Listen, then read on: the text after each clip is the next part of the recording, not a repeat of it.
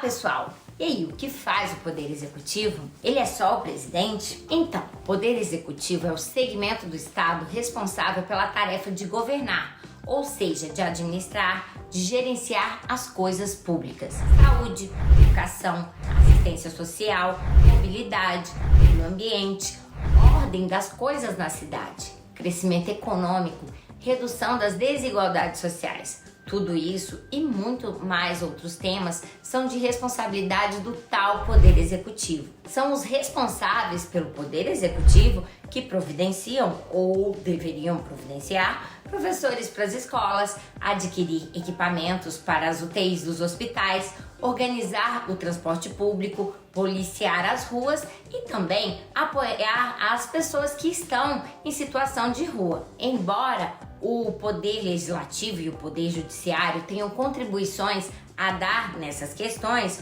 o protagonismo, sem dúvida, é do Poder Executivo, porque é ele quem decide o que vai ser prioridade nesse montão de problemas dos estados. Agora a gente vai conversar um pouco mais sobre esse poder.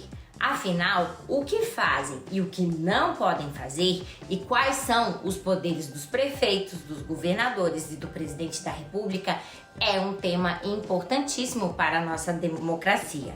Vamos lá? Aqui e agora na Máquina Pública.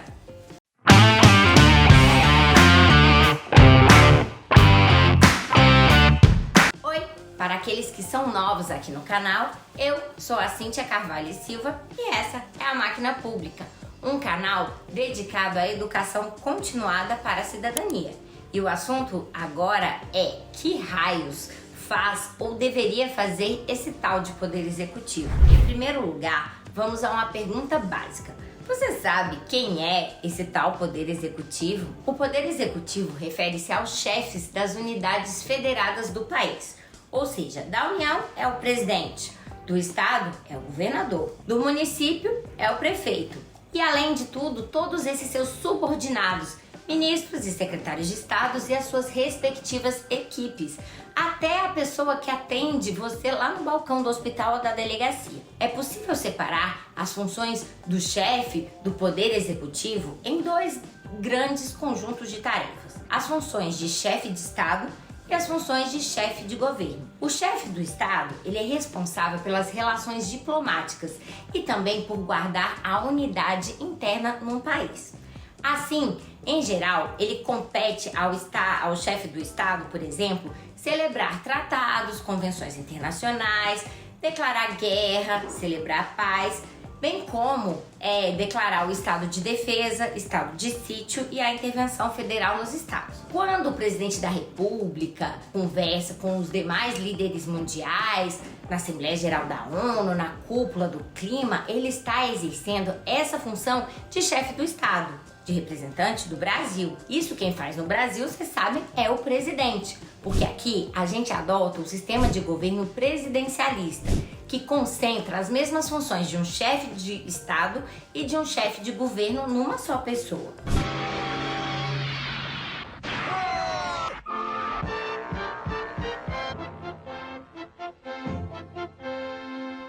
Por sua vez, o chefe de governo, ele vai exercer a função do líder máximo da máquina administrativa do Poder Executivo, que no caso pode ser a União, os estados e os municípios. Compete a ele, o chefe de governo, a elaboração e a execução das mais diversas políticas públicas.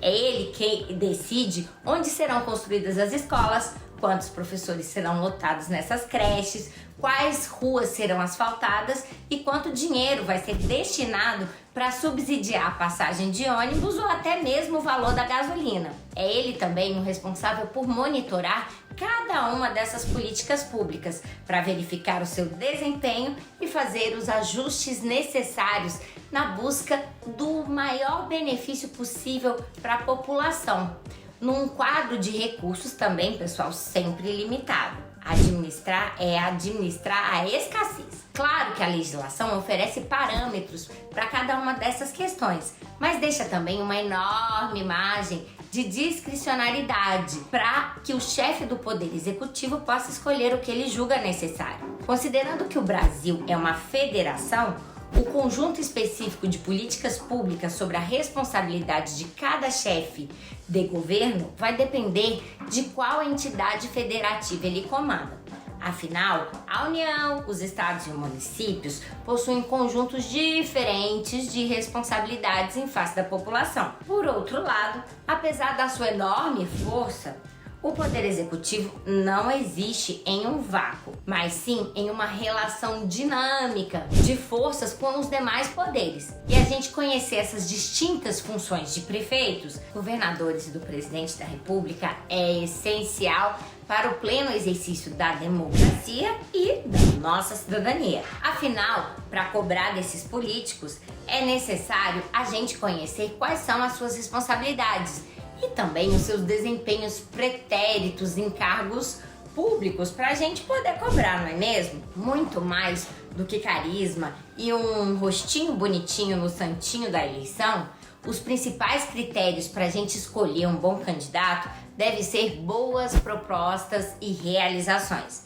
Mas para a gente conhecer essas boas propostas e realizações, a gente vai precisar de ter conhecimento para avaliá-las. Discutir e disseminar esse tipo de conhecimento é um dos principais objetivos desse canal. Assim, se você deseja ter acesso a mais conteúdos como esse, considere inscrever aqui no canal para aprender um pouco mais sobre a máquina pública. O Poder Executivo tem uma enorme importância nessa máquina pública brasileira. Ele é o senhor de um vasto império administrativo.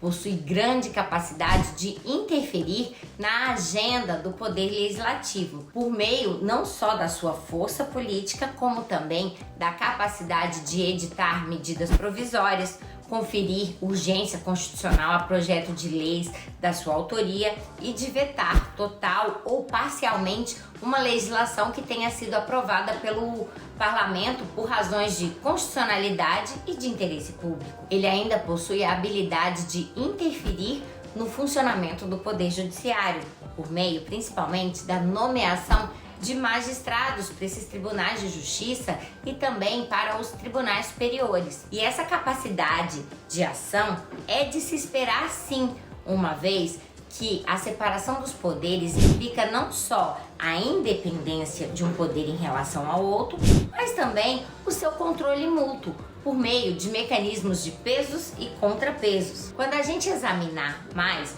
o poder legislativo e o poder judiciário, a gente vai poder ver que eles também têm instrumentos para interferir no poder executivo. Assim, pessoal, essas interferências pontuais constituem o funcionamento normal do sistema e não é um abuso de uma parte ou de outra parte de um poder. Diante da enorme importância do poder executivo, é tarefa de todos nós acompanharmos, cobrarmos os integrantes e ficarmos de olho.